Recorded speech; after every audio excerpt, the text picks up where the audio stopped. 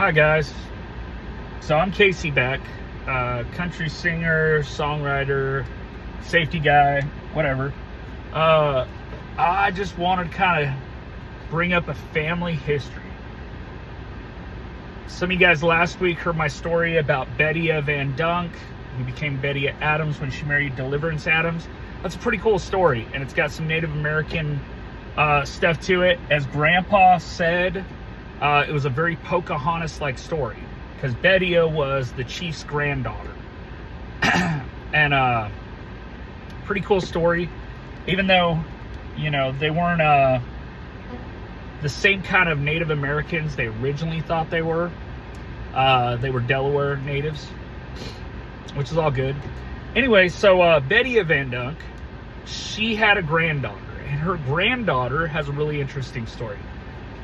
This one's worth telling because she's one of few women who served alongside her husband in the Civil War. I know, sounds pretty cool. So in front of me on my iPad, I have this really cool story about 101-year-old Mount Holly woman recalls tasks with the Army in the Civil War. So at the time, her name was Miss Lydia Gydeson. At one point, I don't know what her name might have been. It might have been Samuel's for that generation, but she eventually is like the matriarch that spins off most of the Beckers in Mount Holly, New Jersey area. So it basically says, probably the only living woman who served with the Union Army during the Civil War. She's not the only one, but she's one of them. In 1941 or 42, I believe this was. See if I can find a date. And I can't find a date on it, but I know that her obituary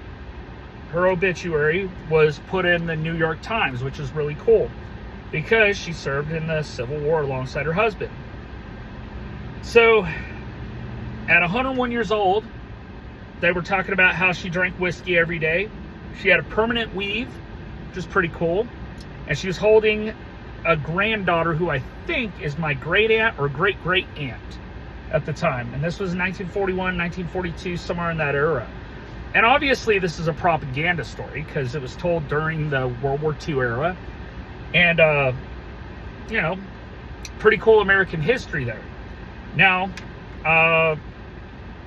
the story goes that they fought in a New York militia for the Union Army, and that when the war was over, and here's where it says, so times have changed greatly since Miss Gydeson came to Mount Holly 62 years ago with her husband.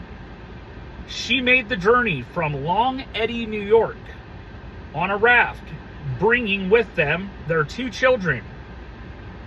At the time, her husband's name was Inman. Had heard that there was work in the local sawmill, and he came here to make his home, but died a short time thereafter. And this is in Mount Holly, New Jersey.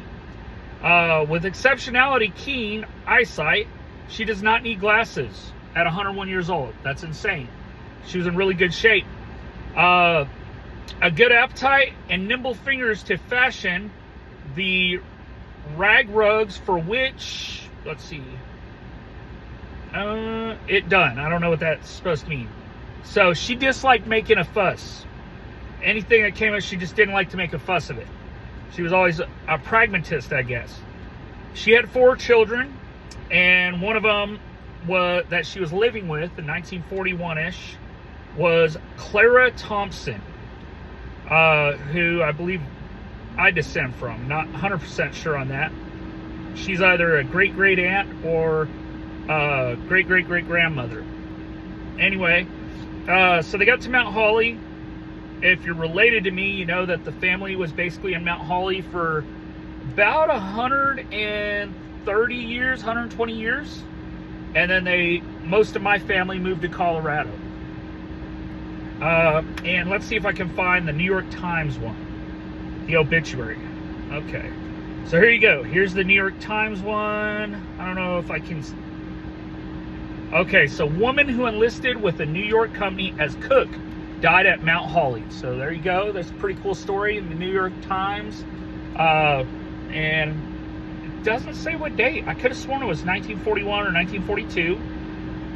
So Lydia Margaret Gydeson, 101-year-old Civil War veteran who cooked and laundered for members of a New York regiment during the conflict, died last night at her home close by the place where she started housekeeping after arriving here 63 years ago on a raft. Miss Gydeson survived 4 husbands. That was important information. 4 husbands. You know, it's crazy. You outlive one, you marry another one, you outlive them, you marry another one, and you outlive the next one, you marry another one. Then you make it to 101 years old. Only twice in 100 years did she ever receive medical attention, relatives said. Once at 16, she was said to have had suffered from a stroke, from which she recovered. 2 years ago, physicians visited her for the second time after she had been injured from a fall at 101 years old. So, really interesting story. Lydia Gydeson, whose grandmother was Betty Van Dunk, aka Betty Adams, Deliverance Adams' wife. So anyway, I know you guys like this family history stuff because my numbers just shot up once I started bringing this up. I got a lot of really cool relatives, and you know, the music's what I'm passionate about, but I'm also really passionate about history. Got a lot of education, and I've always been a big historian. And if you ever want to go Google, just kind of Google Civil War veteran, you know, woman who served in Civil War. There's a few stories out there. I count like 4 of them. 1, 2, 3, 4.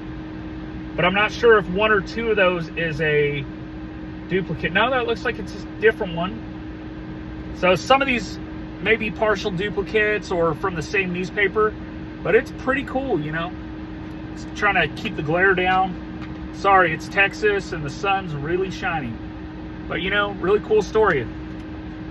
Anyway, that's it for today. Thank you for making my lunch eventful, and I hope you guys go out there and find history on your own family. And remember, we could be cousins. Don't know, but we might be. Anyway, good lunch. Have a great day.